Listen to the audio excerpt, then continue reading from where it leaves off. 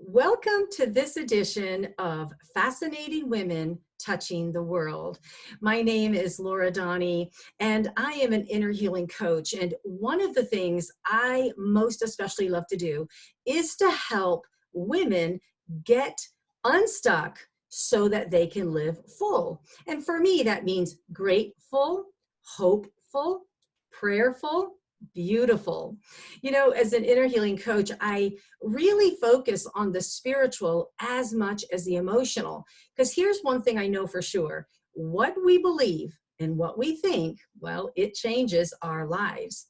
I'm using this platform to highlight women that are impacting the world around them. You know, I believe that God has given every person a gift to be able to share with the world. And so that's my goal, is that you could hear about fascinating women, connect with these women, and they could connect with you. Well, today I have a very special guest. She is someone that I have known for over 20 years. I have learned so much from her. In fact, what I always say of her is that she's always a little further beyond in some of the areas of my life that I'm so excited to learn about. She was ahead of me when it came to photography and videography, something I had always been interested in. She was ahead of me when it came to coaching, and I learned so much from her. I learned so much from her as a person, as a mother, as a coach, as a photographer, but there's still so much more about her. And in this journey of learning from her, well, I was blessed for her to become my very best friend. So I want to introduce to you today a woman who is a lover of everything Paris, who is an Uber photographer. And I love to share with people, she has been hired to photograph Bobby Flay. She has been flown to other countries to do photography. And she is actually a member, one more member of my tribe. And she's one of the most tender, joyful, humble women I believe you'll ever have a chance to meet. I'd love to introduce to you May Bagnell. Hi. Oh, Laura, that was just so wonderful. Only a BFF would say such kind words. Well, the good thing is all of it's true. And anybody that knows you, I know in the show notes are going to be going, yes, absolutely.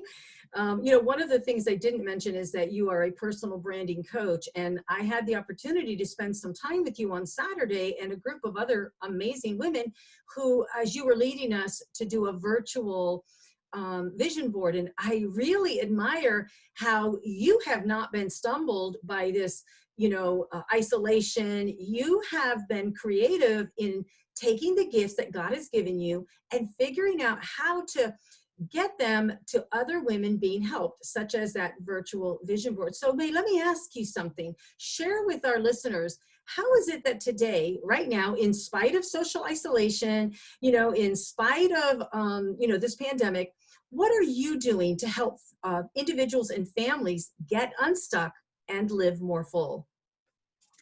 Well, that is an amazing question. And I love your platform, Laura, and I love that you do everything that you do is about helping others live a fuller life. And you and I share that, but I love your particular spin on it and the way God has provided the uniqueness through you to do that.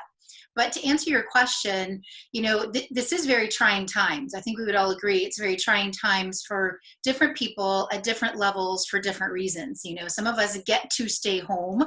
Others have to stay home, and there's a big difference in that. And although the majority of my work I'm able to do the majority of my work virtually because of my coaching practice and being able to do other things like that. That's where I had the idea. I had the aha one moment during my quiet time, where I was like, okay, Lord, how can I still be of support? How can I still do what I love to do for women? How can I still encourage them, especially during this time? And the immediate answer that I received in my heart was the vision board retreats, because I know that so many women have gotten so much of that. And I mean, I don't know of any other time in our lives where we actually need vision, but for times where we feel like we don't have it. right? Or we're not unsure, or there's uncertainty in our world. And certainly that is where we find ourselves today. So, that is one of the mediums in which I decided to do that. And it was successful. And I was so glad that you were there. And we had a phenomenal time being able to show women what is possible. That is one of my 3 core values, and joy being the other one, transformation being the third. And anytime that I get to move in my gifts and my core values, it makes me really thrilled. It's meaningful for me, and I know when it lands well in the hearts of women that it was the right thing to do. So Could that's I one. just say that, many people may not know this, but, I have come to you as a personal branding coach, because I went into a transition a little over a year ago. And one of the things that you took me through was to find what my 3 core values were. And I have to tell you, it is such an aha moment when you help women discover what their 3 main core values are. And yet at the same time, it was like, of course, I really could see how it had been following me my entire life. So just want to say, from that coaching perspective, I love how you help women find out their core values. Yeah, thank you for sharing that. I agree with you. I too, and the reason why I do is because someone did it for me many years ago. I learned about this, and I'm like, I cannot not include this in what I do, because it's foundational, and then you can really build upon that, which is really beautiful. Because sometimes we get stuck, right? We're not sure where to go. There's a lot of really great things we could be doing, but what is the next right thing to do? Sometimes that gets a little cloudy. So by getting in tune with your core values, you can start to ask questions that are about the things you want to do that are in alignment with those core values. And then it's almost 100%, I would say almost 100% guarantee that whatever you start to do inside of those, you're going to find meaning, you're going to find purpose, you're going to find enjoyment, you're going to find support for other people. Like it's just a beautiful thing how it works out. So thank you for saying that. And also, I learned, once I knew what my 3 top core values were, it's also something I learned to protect, because those are really fundamental to me living a life that feels full and safe. So yeah. So, I think that's fascinating that, you use in your coaching, you use photography. And so I know that what you're getting ready to offer our community is something really unique. I'm not familiar with it. So I'd love for you to share how you're using your business to touch the lives of families around you. Right. So for those that don't know, and well, you did mention that I'm a photographer, and when I work with someone in the branding component, usually we have the finale be a photo shoot that is all about who the woman is and whether she's in business for herself or whether she just wants to celebrate herself. That's perfectly in alignment with what I love to do. But in a time like this, I had this other aha moment in this idea. We are in this time where we have to have safe distancing from one another, but it doesn't mean we have to disconnect from one another. If anything, families are learning to reconnect with each other, right? They're, for good or for bad, they're home, they're with each other 24/7. Their routines have been uprooted and new routines have been planted, and I think everyone's trying to find their groove in that. And for a lot of families that I've talked to, it's been a good thing, right? It's been something where they finally can slow down, they can enjoy each other. And what they're also saying is that they're rediscovering the love of doing things together as a family, whether they're doing puzzles together, whether they're gardening together, whether they're hosting in-home dance parties together, they're cooking together, they're doing things because now they have the time without the other distractions, right? And so the thought that I had, I'm like, okay, what can I do? And normally when I photograph people, I love to use my long lens, which is a portrait lens, but it's this long lens. And I just by default have to be at least 6 feet away from my subject in order to get good focus, to get good depth of field, to get the storytelling yumminess of the pictures that I love. So I thought, oh my gosh, I could offer long lens photography and to be able to provide that for families right now. You can't come to my home studio We can't go to the parks and the beaches to shoot. But you know what we can do? We can show up, I can show up at your front porch, in your backyard, under a beautiful tree that you have, and really begin to tell the story of your family right now. The portraits are called Portraits of Resilience, a moment called now Portraits of Resiliency, because I think that as families, we've all had to learn to adapt again to, I don't want to call it a new normal, but to this current situation, but to a new way of relating to each other, and we're rediscovering each other. Yeah. And in order to do that, in order for me to be able to capture that, it's easy. I just show up at your front porch, and I get to use my long lens and capture the essence of who you are, your personalities, the love between you, the fun things that you're finding to do, the quirky, the dramatic, the romantic, whatever it is that is the core values of your family. I love to capture. And when you shared this idea with me originally, I was fascinated because, I'm number one, I always love the candid shots anyway. I love capturing moments. There was a time when I did a lot of photography myself, and I had a business called Moments in Time. And that was very significant to me because I love to capture moments, right? And what I think is so beautiful about this particular time and this kind of photography that you want to provide is that this is a memorable moment. There's going to be before COVID and after COVID. It's just the truth. We've never seen a time when the whole world is shut down at the same time for the same reason. And so, families have learned to function differently. They have learned how to go back to playing games. I think that there are some that it's business as usual, but I think that for the majority, there's been this wonderful and needed shift. And I love this whole concept about you being in their backyard and you're capturing them playing Monopoly underneath a tree, or they're doing schoolwork. I mean, imagine that. Mom and dad, or mom or dad, they're now the teachers, along with online, of course, but the parents are more engaged than ever. So I could just picture these candid shots of mom, going over the times tables, with little Johnny. Them having, lunchtime now is in the backyard, a peanut butter and jelly sandwich on a blanket. So yeah, there's those posed moments, but there's all this opportunity for these candid moments, like when they're walking down the street hand in hand, nobody else is around because, it's social isolation time. So I celebrate, this brilliant business idea to give families something that they need, and that is somebody to chronicle these days, because they will pass. These days will pass. Right. I love that you use the word chronicle, because one of the terms that I was thinking of, in considering these portraits, I think of them as a time capsule. It's something. It's now that you capture. All photography to me is like a time capsule, right? Because you're capturing this, like you said, moment in time, and we get to have those precious memories that we wouldn't otherwise, if we don't take the time to do it, they'll just go. They might live in our memories, they may not. But when you have them in your photographs, you're like, oh my gosh, I totally forgot about that time. Mm-hmm. And look at little Johnny, look at his hair, and look what he didn't have any teeth. And sometimes moms want their kids to have everything perfect, like the perfect haircut, the teeth have grown in and all of that. And and I say, what, capture it all. Capture it all.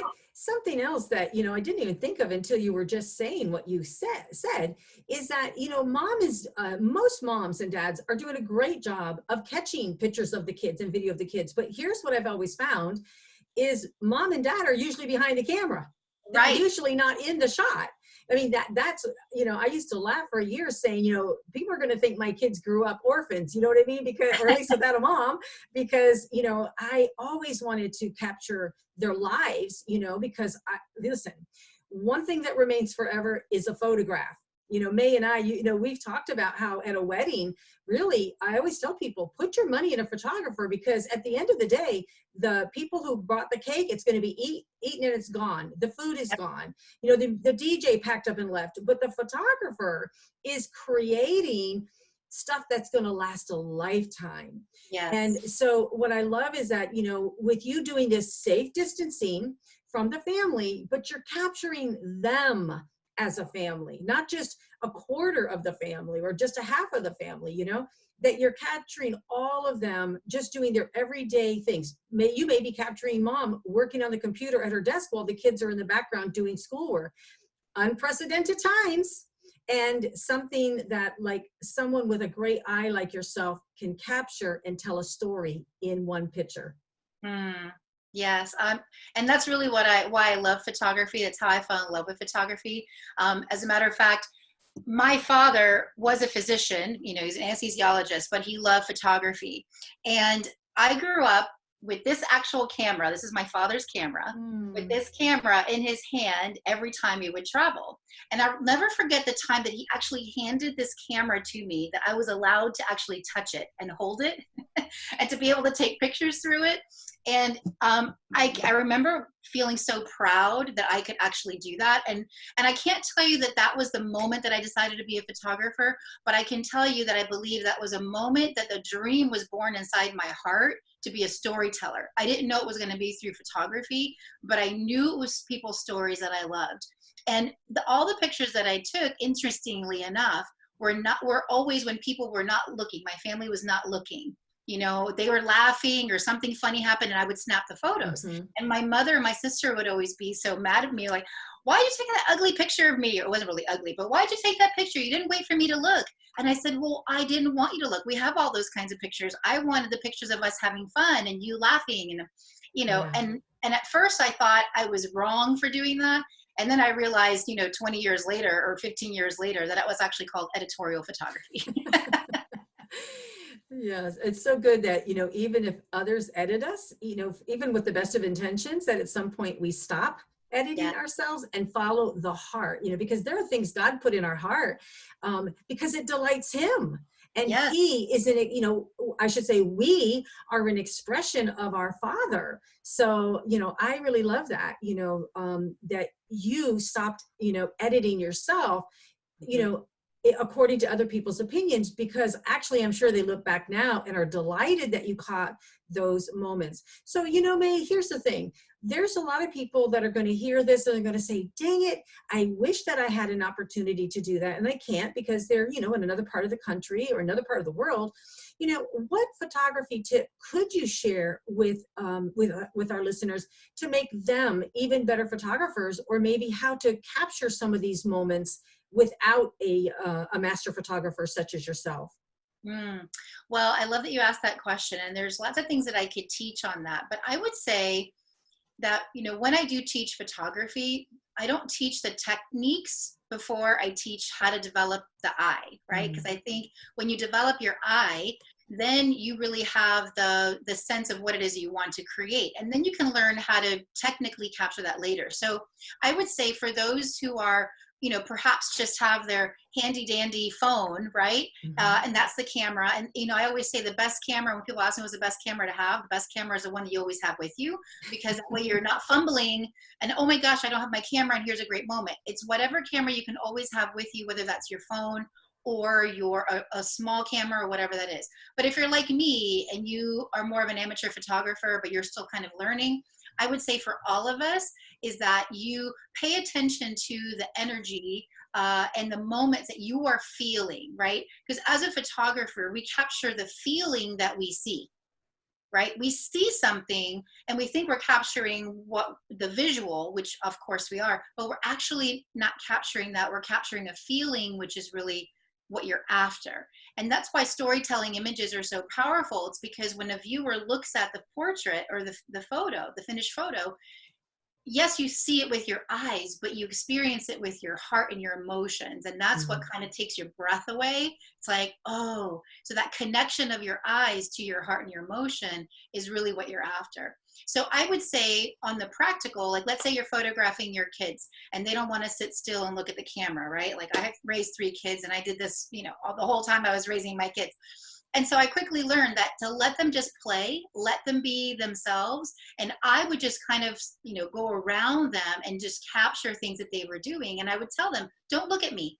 I don't want you to look at me. Don't forget I'm even here. just do your thing. And if you hear me say something, if I call your name, just look over, but don't even worry about, just enjoy what you're doing. And then every once in a while, you could call your child's name and they'll look over and capture that expression, whatever that expression might be. It doesn't have to be a perfect gleaming smile or their hair perfectly straight or anything. Those are the things you're really going to cherish at the end of the day. And what you said earlier about walking, capture your children perhaps hand in hand walking away from you.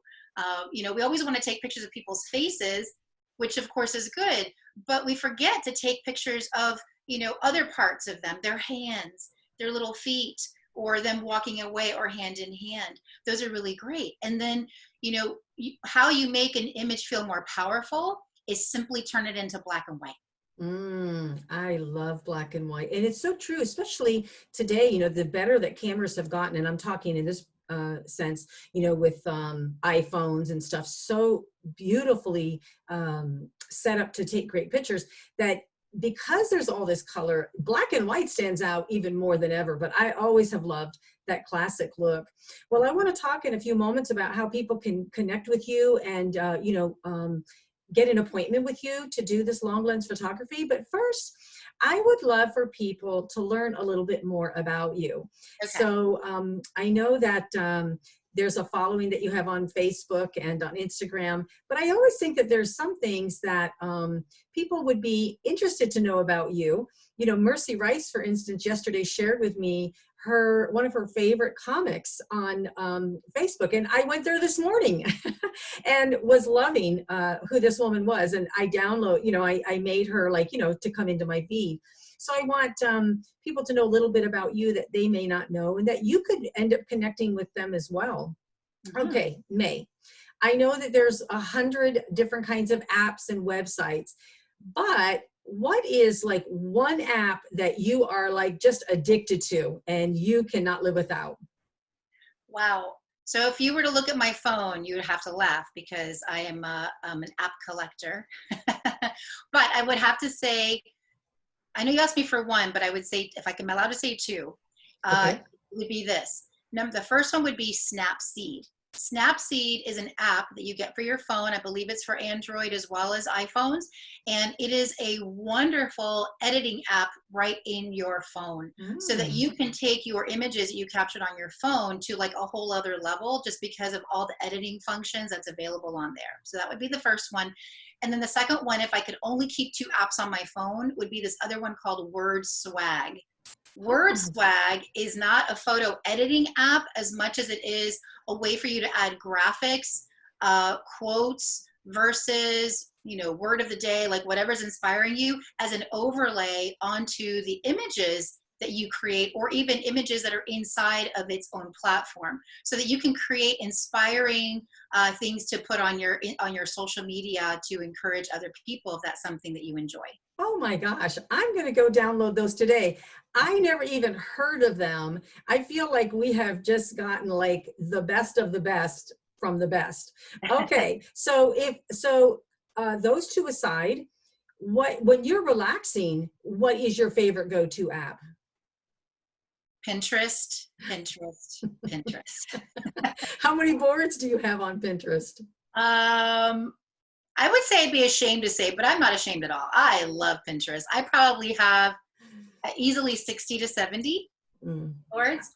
Okay. But also you should know that I use my boards for my clients as well. I use them as mood boards. So when we're developing a portrait shoot for someone, I always have my clients, we share a board together so that we can get inspired ideas. And so I can see what their eye goes to, and then I can help to match their vision plus my vision, and it becomes really great. But I love to add things to Pinterest every day. Yeah, I really, really love Pinterest. I have to be careful when I open it up, because I think everybody that loves Pinterest, and millions do, it's like falling into a delicious hole. I could be there for hours. Okay, if you could have one superpower, what would it be? I would say the superpower I would want to have is the beam me up Scotty superpower. What does that mean?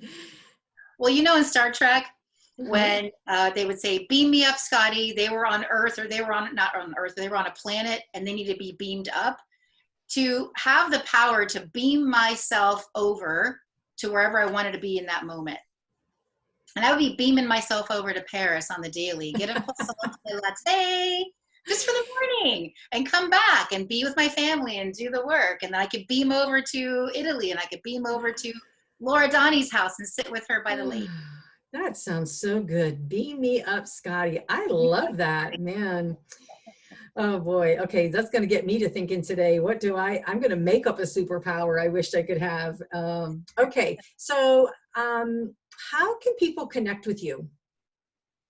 So probably the best way to connect with me would be on my social media. My website's now going through a bit of a transition. So I would say Facebook and Instagram are the two places that people find me. So they're both with my name. So Facebook, it's May Bagnell on Facebook, and on Instagram, it's May with an underscore and then my last name, Bagnell.